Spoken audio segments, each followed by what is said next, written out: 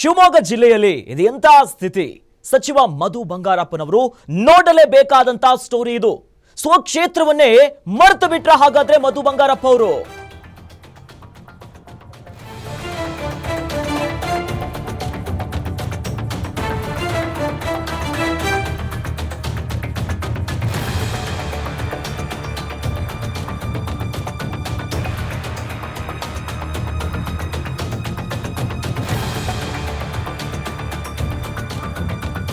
ಸಚಿವ ಮಧು ಬಂಗಾರಪ್ಪನವರೇ, ನೀವು ಈ ಸ್ಟೋರಿಯನ್ನ ನೋಡ್ಲೇಬೇಕು. ಯಾಕಂದ್ರೆ ಸ್ವಕ್ಷೇತ್ರವನ್ನೇ ಮರೆತು ಬಿಟ್ರ. ರಸ್ತೆ ದುರಸ್ತಿ ಮಾಡೋರು ಯಾರ್ಯಾರು? ಗ್ರಾಮಸ್ಥರೇ ರಸ್ತೆಯನ್ನ ರಿಪೇರಿ ಮಾಡ್ಕೋಬೇಕಾ? ಸಚಿವರು ಅಧಿಕಾರಿಗಳು ಎಲ್ಲಿ ಹೋದ್ರು ಯಾರು ಕಾಣಿಸ್ತಿಲ್ಲ. ಸೊರಬದಿಂದ ಕೇವಲ 25 ಕಿಲೋಮೀಟರ್ ದೂರದಲ್ಲಿರುವಂತ ಊರು. ಸೊರಬ ತಾಲೂಕಿನ ಜಿರಲೇಕೊಪ್ಪದ ಕತೆ ಈಗ ವ್ಯತ್ಯಾಗ್ತಿದೆ. ಎಲ್ಲಿ ಹೋದ್ರು ಯಾವ ಜನಪ್ರತಿನಿಧಿಗಳು ಇಲ್ಲ. ನಿಮ್ಮದೇ ಸ್ವಕ್ಷೇತ್ರದಲ್ಲಿ ಏನಾಗ್ತಿದೆ ಆ ಕಡೆ ನೋಡ್ತಾನೆ ಇಲ್ಲ. ಯಾಕಂದ್ರೆ ರಸ್ತೆಯ ದುರಸ್ತಿ ಆದ್ರೆ ಅದನ್ನ ಯಾರು ಸರಿ ಮಾಡಬೇಕು? ಜನರ ಸಮಸ್ಯೆಗಳಾದ್ರೆ ಅದನ್ನ ಯಾರು ಆಲಿಸಬೇಕು? ಆದರೆ ಅಲ್ಲಿ ಯಾರ್ಯಾರೂ ಇಲ್ಲ. ಜನರೇ ತಮ್ಮ ತಮ್ಮ ಸಮಸ್ಯೆಗಳನ್ನ ಪರಿಹಾರ ಮಾಡ್ಕೊಂತಿದ್ದಾರೆ. ಎಲ್ಲಿ ಅಂತಂದ್ರೆ ಸೊರಬದಿಂದ ಕೇವಲ 25 ಕಿಲೋಮೀಟರ್ ದೂರದಲ್ಲಿರುವಂತ ಸೊರಬ ತಾಲೂಕಿನ ಜಿರಲೇಕೊಪ್ಪದ ಕತೆ ಇದು. ಆದ್ರೆ ಇದು ಕಥೆಯಲ್ಲ, ವ್ಯಥೆಯ ಸ್ಥಿತಿ ನಿರ್ಮಾಣ ಆಗಿದೆ. ಅಲ್ಲಿನ ದೃಶ್ಯಾವಳಿಗಳನ್ನ ನಿಮ್ಮ ಮುಂದೆ ಇಡ್ತಾ ಇದ್ದೀವಿ. ಈ ನಿಟ್ಟಿನಲ್ಲಿ ಅಲ್ಲಿನ ಪರಿಸ್ಥಿತಿ ರಸ್ತೆ ದುರಸ್ತಿ ಆಗಿದೆ. ಒಂದು ಕಡೆ ಮಳೆ ಬೇರೆ, ಈಗ ಆ ಕಡೆ ಓಡಾಡೋದಕ್ಕೆ ಆಗ್ತಾ ಇಲ್ಲ. ಆದ್ರೆ ಯಾವ ಜನಪ್ರತಿನಿಧಿಗಳಿಲ್ಲ, ಸಂಬಂಧಪಟ್ಟಂತ ಅಧಿಕಾರಿಗಳಿಲ್ಲ, ಜನರ ಸಮಸ್ಯೆಯನ್ನ ಕೇಳೋರೇ ಇಲ್ಲ. ಅದು ರಸ್ತೆಯನ್ನ ಅಥವಾ ಇನ್ಯಾವುದೋ ಹೊಲದಲ್ಲಿರುವಂತ ಗದ್ದೆನ ನಾಟಿ ಮಾಡೋದಕ್ಕೆ ರೆಡಿ ಆಗಿರೋದಾ ಅನ್ನುವ ಪ್ರಶ್ನೆ ಉದ್ಭವ ಆಗ್ತಾ ಇದೆ. ಇದು ಬೇರೆ ಎಲ್ಲೂ ಅಲ್ಲ, ಶಿವಮೊಗ್ಗದ ಸೊರಬದಿಂದ ಜಸ್ಟ್ 25 ಕಿಲೋಮೀಟರ್ ದೂರದಲ್ಲಿರುವಂತ ಊರಿನ ಕತೆ ಇದು.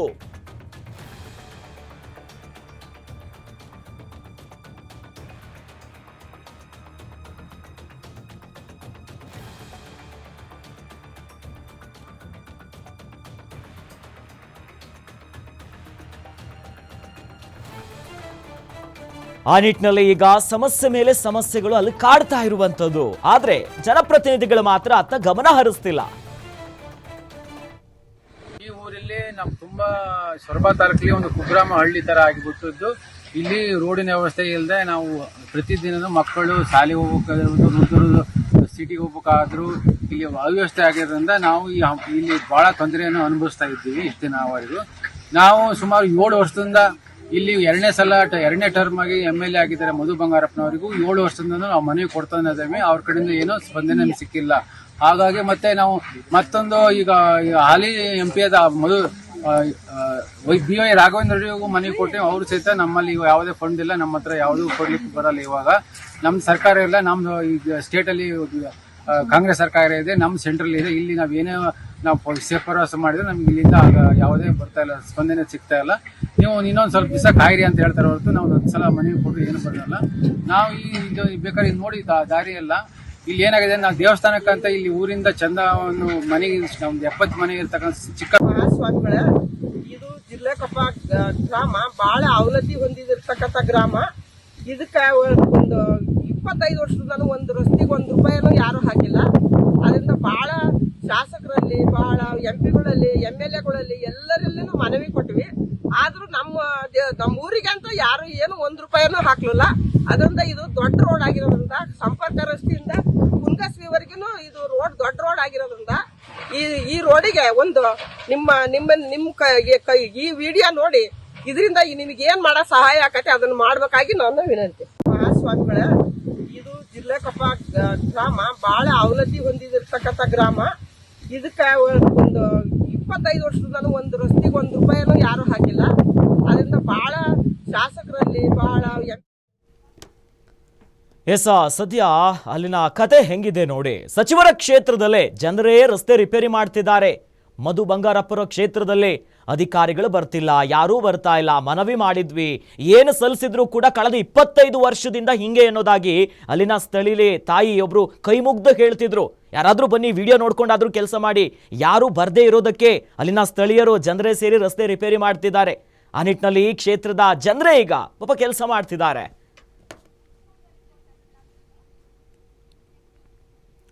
ಈ ಬಗ್ಗೆ ಹೆಚ್ಚಿನ ಡೀಟೇಲ್ಸ್ ಅನ್ನ ಪಡ್ಕೊಳ್ಳೋಣ. ನಮ್ಮ ಶಿವಮೊಗ್ಗದ ಪ್ರತಿನಿಧಿ ಸದ್ಯ ನಮ್ಮ ಜೊತೆ ದೂರವಾಣಿ ಸಂಪರ್ಕದಲ್ಲಿ ಜಾಯ್ನ್ ಆಗ್ತಿದ್ದಾರೆ. ನವೀನ್, ಸದ್ಯ ಆ ತಾಯಿ ಕೈ ಮುಗ್ದು ಬೇಡ್ಕೊಂತಿದ್ದಾರೆ, ರಸ್ತೆ ಯಾರು ಕೂಡ ರಿಪೇರಿ ಮಾಡ್ತಾ ಇಲ್ಲ ಅನ್ನೋದಾಗಿ.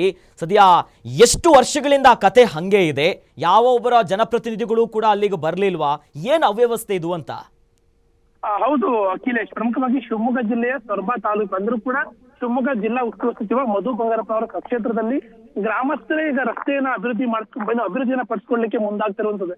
ಯಾಕಂದ್ರೆ ಕಳೆದ ಹಲವು ದಶಕದಿಂದ ಕೂಡ ಆ ಒಂದು ಏನು ಸೊರಬ ತಾಲೂಕಿನ ಮಾವಲಿ ಗ್ರಾಮ ಪಂಚಾಯತಿ ವ್ಯಾಪ್ತಿಯ ಇನ್ನು ಜಿರ್ಲೆಕೊಪ್ಪ ಗ್ರಾಮದ ಗ್ರಾಮಸ್ಥರಿದ್ದಾರೆ. ಹಲವು ಬಾರಿ ಆಗಿನ ಶಾಸಕರಿರ್ಬೋದು, ಸಚಿವರುಗಳಿರ್ಬೋದು, ಎಲ್ಲರೂ ಕೂಡ ಮನವಿಯನ್ನ ಮಾಡ್ಕೊಟ್ಟಿದ್ದಾರೆ. ನಮ್ಮ ಗ್ರಾಮಕ್ಕೆ ಒಂದು ರಸ್ತೆಯನ್ನ ಮಾಡ್ಕೊಡಿ. ಕೇವಲ ಸೊರಬ ತಾಲೂಕು ಕೇಂದ್ರದಿಂದ 25 ಕಿಲೋಮೀಟರ್ ದೂರ ಇರುವಂತಹ ಈ ಒಂದು ಗ್ರಾಮದಲ್ಲಿ ರಸ್ತೆ ಸರಿಯಾಗಿ ಇಲ್ಲ. ಹಾಗಾಗಿ ಹಲವು ಬಾರಿ ಅವರು ಮನವಿಯನ್ನ ಕೂಡ ಮಾಡ್ಕೊಂಡಿದ್ರು. ಆದ್ರೆ ಅವರ ಗ್ರಾಮಕ್ಕೆ ರಸ್ತೆಯನ್ನ ಮಾಡ್ಕೊಳಕ್ ನಿಟ್ಟಲ್ಲಿ ಯಾವೊಬ್ಬ ಶಾಸಕರು, ಅಂದ್ರೆ ಈಗಿನ ಸಚಿವರಿರ್ಬೋದು ಅಥವಾ ಹಿಂದಿನ ಶಾಸಕರಿರ್ಬೋದು, ಯಾರು ಕೂಡ ಇಲ್ಲಿ ಯಾರ್ಯಾರು ಜನಪ್ರತಿನಿಧಿಗಳಾಗಿ ಆಯ್ಕೆ ಆಗಿದ್ದಾರೆ ಯಾರು ಕೂಡ ಜಿಲ್ಲಾ ಪಂಚಾಯತ್ ಅನುದಾನದಿಂದ ಕೂಡ ಆ ಒಂದು ಗ್ರಾಮಕ್ಕೆ ರಸ್ತೆಯನ್ನ ಮಾಡ್ಕೊಡೋ ಕೆಲಸವನ್ನ ಯಾರು ಕೂಡ ಮಾಡಿಲ್ಲ. ಹಾಗಾಗಿ ಇದೀಗ ಗ್ರಾಮಸ್ಥರು ಏನು ಹಲವು ಬಾರಿ ಮನವಿಯನ್ನ ಕೊಟ್ಟು ಬೇಸತ್ತು ಹೋಗಿದ್ರು. ಹಾಗಾಗಿ ಇದು ಸ್ವತಃ ಅವರುಗಳೇ ರಸ್ತೆಯನ್ನ ಮಾಡ್ಲಿಕ್ಕೆ ಮುಂದಾಗಿರೋದು. ಪ್ರಮುಖವಾಗಿ ಏನು ಜಿರ್ಲೆಕೊಪ್ಪ ಗ್ರಾಮದ ಗ್ರಾಮಸ್ಥರು ಇದ್ದಾರೆ, ಅವರೆಲ್ಲರೂ ಕೂಡ ಸೇರ್ಕೊಂಡು ಮುಖ್ಯವಾಗಿ ಗ್ರಾಮದ ದೇವಸ್ಥಾನದ ಅಭಿವೃದ್ಧಿಗೆ ಹಣವನ್ನ ಮೀಸಲಿಟ್ಟಿದ್ರು. ಆ ಹಣವನ್ನ ಜೊತೆಗೆ ಗ್ರಾಮಸ್ಥರು ಕೂಡ ಒಂದಷ್ಟು ಹಣವನ್ನ ಹಾಕೊಂಡು ಇದೀಗ ರಸ್ತೆ ಅಭಿವೃದ್ಧಿಯನ್ನ ಮಾಡ್ತಾರೆ. ಕಳೆದ ಕೆಲವು ದಿನಗಳಿಂದ ಕೂಡ ಈ ರಸ್ತೆ ಅಭಿವೃದ್ಧಿ ಕಾಮಗಾರಿಯನ್ನು ಕೂಡ ಮಾಡ್ತಾ ಇದ್ದಾರೆ. ಅದರ ನಡುವೆ ಈಗ ಮಳೆ ಕೂಡ, ಅಂದ್ರೆ ಸೈಕ್ಲೋನ್ ಎಫೆಕ್ಟ್ ಇರ್ಬೋದು, ಜೊತೆಗೆ ಮಾನ್ಸೂನ್ ಕೂಡ ಆರಂಭ ಆಗಿತ್ತು. ಹಾಗಾಗಿ ಏನು ಆ ಒಂದು ರಸ್ತೆ ಕಾಮಗಾರಿನ ಮರಗಳನ್ನ ಕಡಿತನ ಮಾಡ್ಕೊಂಡು ಜೊತೆಗೆ ರಸ್ತೆಯನ್ನ ಅಭಿವೃದ್ಧಿಯನ್ನ ಮಾಡ್ತಾ ಇದ್ರು. ಈ ನಡುವೆ ಮಳೆ ಕೂಡ ಒಂದಷ್ಟು ಗ್ರಾಮಸ್ಥರಿಗೆ ಒಂದು ಕಡೆ ಜನಪ್ರತಿನಿಧಿಗಳು ಇಷ್ಟು ವರ್ಷ ಕಾಲ ಅಡಚಣೆಯನ್ನು ಉಂಟು ಮಾಡಿದ್ರು. ಇದೀಗ ಮಳೆ ಕೂಡ ಒಂದಷ್ಟು ಅಡಚಣೆಯನ್ನು ಉಂಟು ಮಾಡ್ತಾ ಇದೆ. ಆದ್ರೂ ಕೂಡ ಗ್ರಾಮಸ್ಥರು ತಮ್ಮ ಹಠವನ್ನ ಬಿಡದೆ ರಸ್ತೆಯನ್ನ ಅಭಿವೃದ್ಧಿ ಮಾಡೋ ಕೆಲಸವನ್ನ ಕೂಡ ಮಾಡ್ತಾ ಇರುವಂತದ್ದು ಅಖಿಲೇಶ್.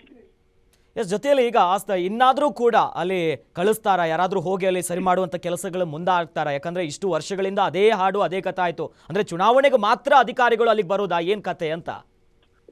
ಖಂಡಿತವಾಗ್ಲೂ ಅಖಿಲೇಶ್, ಯಾಕಂದ್ರೆ ಮಲೆನಾಡು ಭಾಗದಲ್ಲಿ ಈ ರೀತಿಯಾಗಿ ರಸ್ತೆ ಸಮಸ್ಯೆ ಇರ್ಬೋದು ಅಥವಾ ನೆಟ್ವರ್ಕ್ ಸಮಸ್ಯೆ ಇರ್ಬೋದು, ಈ ರೀತಿಯಾಗಿ ಹಲವು ಸಮಸ್ಯೆಗಳು ಮಲೆನಾಡಲ್ಲಿ ಇಂದಿಗೂ ಕೂಡ ಜ್ವಲಂತವಾಗಿರುವಂತದ್ದು. ಹಾಗಾಗಿ ಆ ನಿಟ್ಟಿನಲ್ಲಿ ಹಲವು ಬಾರಿ ಗ್ರಾಮಸ್ಥರು ಏನು ಒಂದಷ್ಟು ಚುನಾವಣಾ ಬಹಿಷ್ಕಾರದಂತ ಏನು ತಂತ್ರವನ್ನ ಮಾಡಿದ್ರು ಕೂಡ ಆ ಸಂದರ್ಭದಲ್ಲಿ ಮನವೊಲಿಸುವಂತ ಅಧಿಕಾರಿಗಳು ಅಥವಾ ಜನಪ್ರತಿನಿಧಿಗಳು ನಂತರದಲ್ಲಿ ಆ ಕಡೆ ಮುಖ ಮಾಡೋ ಕೆಲಸವನ್ನೇ ಮಾಡಲ್ಲ. ಆ ನಿಟ್ಟಿನಲ್ಲಿ ಈಗ ಗ್ರಾಮಸ್ಥರು ಏನು ರಸ್ತೆಯನ್ನು ಅಭಿವೃದ್ಧಿ ಪಡಿಸ್ತಾ ಇದ್ದಾರೆ, ಅದು ಕೇವಲ ಜಲ್ಲಿ ಬಿಚ್ಚಾವಣೆನ ಮಾಡಿ ಗ್ರಾಮಲ್ಲಿ ಹಾಕಿ ರಸ್ತೆನ, ಅಂದ್ರೆ ಒಂದಷ್ಟು ಅವರ ಓಡಾಟಕ್ಕೆ ಅನುಕೂಲ ಆಗೋ ನಿಟ್ಟಿನಲ್ಲಿ ಮಾಡ್ಕೊಳ್ತಾ ಇರುವಂತದ್ದು. ಹಾಗಾಗಿ ಮುಂದೆ ಈಗಾಗಲೇ ಜಿಲ್ಲಾ ಉಸ್ತುವಾರಿ ಸಚಿವ ಮಧು ಬಂಗಾರಪ್ಪನವರ ಗಮನಕ್ಕೂ ಕೂಡ ಏನು ಗ್ರಾಮಸ್ಥರು ರಸ್ತೆಯನ್ನ ಅಭಿವೃದ್ಧಿ ಮಾಡ್ತಾ ಇದ್ದಾರೆ ಅವರ ಗಮನಕ್ಕೂ ಕೂಡ ಈಗಾಗಲೇ ಮಾಹಿತಿ ಕೂಡ ಬಂದಿರುವಂತದ್ದು. ಅವರು ಕೂಡ ಈಗಾಗಲೇ ಇದಕ್ಕೆ ಸಂಬಂಧಪಟ್ಟಾಗ ಯಾವ್ದಾರು ಅನುದಾನವನ್ನ ಸರ್ಕಾರ ತಂದು ಗ್ರಾಮಸ್ಥರಿಗೆ ರಸ್ತೆಯನ್ನ ಮಾಡ್ಕೊಡೋ ಭರವಸೆನ ಕೂಡ ಹಿಂದೆ ಈಗಾಗಲೇ ಅವರು ಕೂಡ ಹೇಳಿರುವಂತದ್ದು. ಹಾಗಾಗಿ ಗ್ರಾಮಸ್ಥರಿಗೆ ತಾತ್ಕಾಲಿಕವಾಗಿ ರಸ್ತೆ ನಿರ್ಮಾಣ ಮಾಡ್ತಾರೆ. ಸರ್ಕಾರದಿಂದ ಕೂಡ ಆದಷ್ಟು ಬೇಗ ನಿರ್ಮಾಣವನ್ನ ಮಾಡ್ಕೊಡ್ಬೇಕನ್ನೋ ಒತ್ತಾಯವನ್ನ ಗ್ರಾಮಸ್ಥರು ಮಾಡ್ತಾ ಇರುವಂತದ್ದು ಅಖಿಲೇಶ್. ಎಸ್, ಧನ್ಯವಾದಗಳು ನವೀನ್ ತಮ್ಮೆಲ್ಲ ಮಾಹಿತಿಗೆ. ಸೊ ಒಟ್ಟಿನಲ್ಲಿ ಸದ್ಯ ಈಗ ಅಲ್ಲಿನ ಗ್ರಾಮಸ್ಥರು ಪ್ರತಿ ಮನೆಯಿಂದ ಅವರೇ ಪಾಪ ಹಣವನ್ನು ಹಾಕ್ಕೊಂಡು ಪ್ರತಿ ಮನೆಗೂ ಒಬ್ರೊಬ್ರಂತೆ ಅವರೇ ನಿಂತು ಬೇರೆ ಕೆಲಸ ಕಾರ್ಯಗಳನ್ನು ಬಿಟ್ಟು ರಸ್ತೆ ಮಾಡುವಂಥ ಕೆಲಸ ಮಾಡ್ತಿದ್ದಾರೆ. ಇನ್ನಾದರೂ ಸಚಿವರು ಆದಷ್ಟು ಬೇಗ ಜನರಿಗೆ ಬೇಕಾಗಿರೋದು ರಸ್ತೆ, ಊಟ, ಮೂಲಭೂತ ಸೌಕರ್ಯಗಳು, ಅದನ್ನು ಬೇಗ ಒಂದು ರಸ್ತೆ ಮಾಡೋ ಕೊಟ್ಟು ಅಲ್ಲಿ ಏನು ಅನುದಾನ ಹೋಗಬೇಕು, ಇನ್ನಾದರೂ ಸಂಬಂಧಪಟ್ಟ ಅಧಿಕಾರಿಗಳನ್ನು ಅಲ್ಲಿಗೆ ಕಳಿಸಿ ಮಾಡ್ತೀವಿ ಅನ್ನೋ ಭರವಸೆಗಳು ಬೇಡ, ಕೆಲಸ ಮಾಡಿ ನಾವು ಹಿಂಗೆ ಮಾಡಿದ್ದೀವಿ ಅಂತಂದರೆ ಮತ ಹಾಕಿರುವಂಥ ಜನಕ್ಕೂ ಅಲ್ಲಿ ಈಗಾಗಲೇ ಸಂಕಷ್ಟದಲ್ಲಿರುವಂಥ ಆ ಸ್ಥಳೀಯರಿಗೆ ಒಂದು ಆಶ್ವಾಸನೆ, ಒಂದು ಭರವಸೆ ಕೊಟ್ಟಂಗಾಗತ್ತೆ. ಈ ನಿಟ್ಟಿನಲ್ಲಿ ಸಚಿವರೇ ನಿಮ್ಮ ಕ್ಷೇತ್ರದಲ್ಲಿ ಬೇರೆ ಬೇರೆ ಯಾವ ಕೆಲಸ ಮಾಡಿದ್ರು ಮೊದಲು ಈ ಕೆಲಸವನ್ನು ಮಾಡಿ, ಹೌದು ನಾವು ನಿಮ್ಮ ಜೊತೆ ಇದ್ದೀವಿ ಅನ್ನೋ ಭರವಸೆ ಕೊಟ್ಟರೆ ಅಲ್ಲಿನ ಜನರಿಗೆ ಒಂದು ಧೈರ್ಯ ಬರುತ್ತೆ. ಯಾಕಂದರೆ ಅಲ್ಲಿ ಭಾಳ ಪ್ರಮುಖವಾಗಿ ಕೇಂದ್ರ ತಾಲೂಕು ಕಚೇರಿಗಳು ಹೋಗಬೇಕು ಅಂದರೂ ಅದೇ ರಸ್ತೆಯಲ್ಲಿ ಹೋಗ್ಬೇಕಂತಂತೆ. ಪಾಪ ಮಳೆ ಬರ್ತಾ ಇದೆ, ರೋಡ್ ಇನ್ನೂ ಹದಗೆಡ್ತಾ ಇದೆ.